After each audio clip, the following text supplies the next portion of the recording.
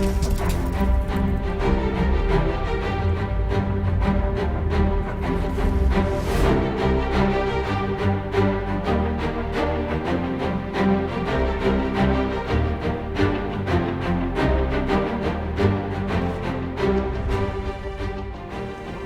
folks, welcome to the Virtual Realms YouTube channel. I am Ranger 1.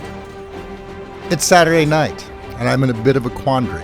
You see, I've spent all day gathering footage for a variety of games, and later in the evening, I finally started getting my footage for Armored Warfare. And I really wasn't sure which way I wanted to go with this. I started out in the T92. I had just done a review of the M41 Walker Bulldog, and I thought perhaps I would do a comparison. But I struggle with the T92. It's the Tier 2 Premium, and it's not as maneuverable as the Bulldog, although it does have certain advantages in the armor department. That's not saying a whole lot. So, out of sheer stubbornness, I have been running it frequently to try and get better with it. I have trouble with a light tank that doesn't turn quickly.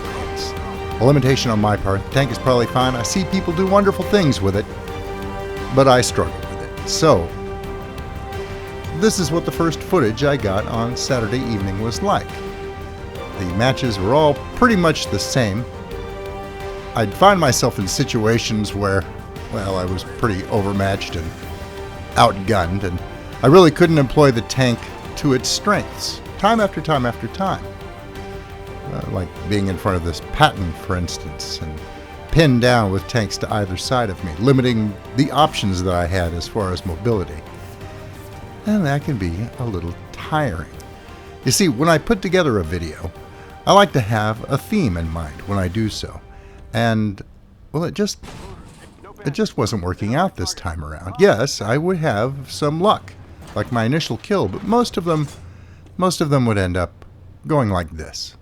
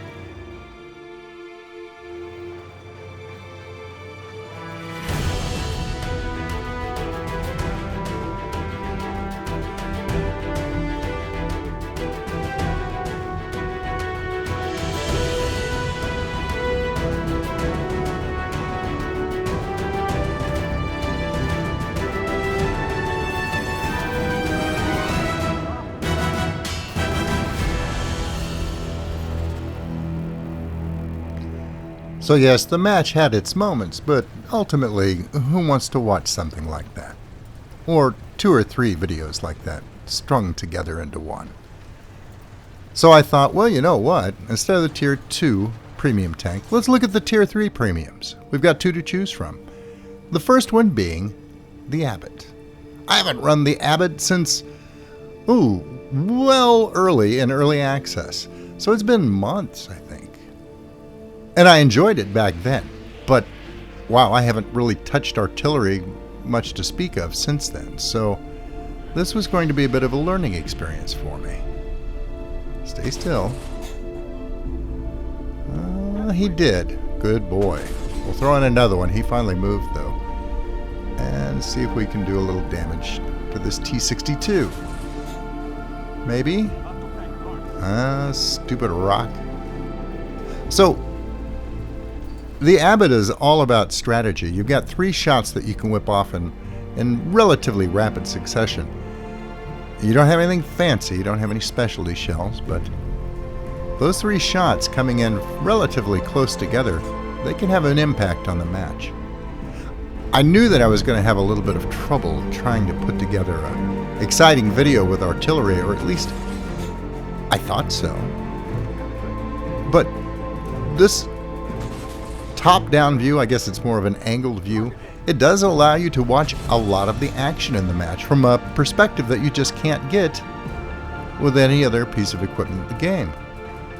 So really, there was a fair amount of action involved, but the Abbott is a little, well, even at this tier, it's hard to make a huge impact on the match. And let's face it, everyone wants you to make a huge impact when they're watching you on YouTube, so this was a little problematic. Still, for not having played the thing in months, although I made some rookie mistakes here and there, of course, so did the other team. I guess it came out okay. But the more I played the Abbott, the more I realized that I just really wasn't feeling it. This wasn't the video that I wanted to bring out from my gameplay this Saturday. And it didn't help that although I made a fairly significant contribution to the match this time around, I kept being a day late and a dollar short with the final blows. I would do all but kill the tank, and then somebody else would nip in just before my shot landed and finish him off, time after time after time. It happens. And that's something you have to live with artillery when you have a long travel time for your shot. Still, it was pretty satisfying. I did a lot of damage to a lot of heavy tanks. And I like to think I played a fairly big part in our win. Still, I played several matches, and most of them ended up being very, very similar to this one, which I think is a good thing. We won the majority of them, and I ended up getting at least a few kills and doing a ton of damage here and there, which is always gratifying. For example, this Leopard. Lob the shot in, catches it right on the engine deck, does a lot of damage. We'll lob in another one, pulls back, just wings him. And one more, but he gets behind cover. Another stupid rock got in my way. That didn't happen too often. I hit most of my shots, particularly in situations like this with that T-54. He's being harassed, and he's not paying attention to whether he's covered from artillery or not. His eyes are on that XM800T, who is racking up some serious damage on him. But then again, so am I, putting shot after shot into him. And the last shot is on its way, and a split second before my shell hits, they polish him off. It was a good job. They did great. But it was a wee bit frustrating for me. And then that Leopard over there is just on the other side of an obstruction. I cannot get a shot at him. He would have been a perfect one-shot kill for artillery, but no such luck. So I'm determined at this point I'm going to get at least one more kill in this match, and I'll have to settle for this little BMP. Shell's on its way, and victory for the team. But still not the video that I wanted to bring to you. So I turned my attention to the other Tier 3 Premium, the LAV 150-90. I don't know if I've ever played this vehicle before. I've played the Dragoon, which is very similar, but the gun's a little bit different, and it has some differences in its overall characteristics. So I thought, well, it's a radical departure from either of the other two vehicles that I was driving this evening. And I'm kind of glad that I ended up taking a closer look at it. Well, this match starts out really slow. Since I've never driven it, I'm being kind of cautious. It is a tank destroyer after all, and it's very thin-skinned. It's a driving rainstorm. Visibility is limited. My team is rushing forward. Now I'm doing what is probably the smart thing to do in this case. I'm staying back. I'm waiting for the enemy to get lit up so that I can deliver some hard-hitting shots with this 90mm without getting torn to pieces in return. All that should be necessary is for me to employ a little patience. But to be honest, this evening, my patience is in very short supply. Now, they're starting to light the enemies up ahead, but, well, I still can't get a shot. They're being very coy up there, hanging back well behind cover, giving no opportunities for me to get in any kind of a telling blow, or even get an outline of a tank in my sight. So I move to a more aggressive, more forward position, still under good cover. I'm not going to be stupid and just rush forward and get myself killed, but, well, I'm becoming increasingly impatient with the pace of this match. I'm getting the optimal position. Keep our eyes peeled. Well, there he is, lit up again. Again, well back. Around the corner to the right, he's just not poking his head out, and I can't blame him. I realize we've got a good chunk of the team over here. These fellas I'm trying to get a shot on, well, they're playing it smart. They are staying back. They can't hope to face these fellas, and, well, frankly, I was just wasting my time there. They didn't really need me in that position. So I decided I'm going to charge over here, right down the center of the map, and see if I can help out our other flank. They are being hard pressed. They're a little outnumbered over there. And although the terrain is a little rugged, it doesn't take me long to get up here and quickly assess the situation.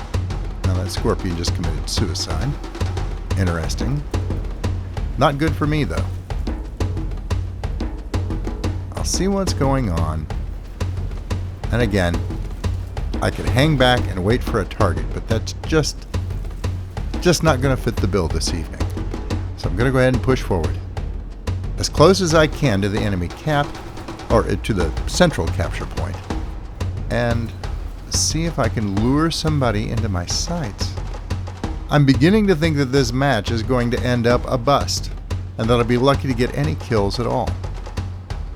In the end, one of the enemy players makes a critical error and allows me to push through the center and to the enemy's back line. So here's my chance.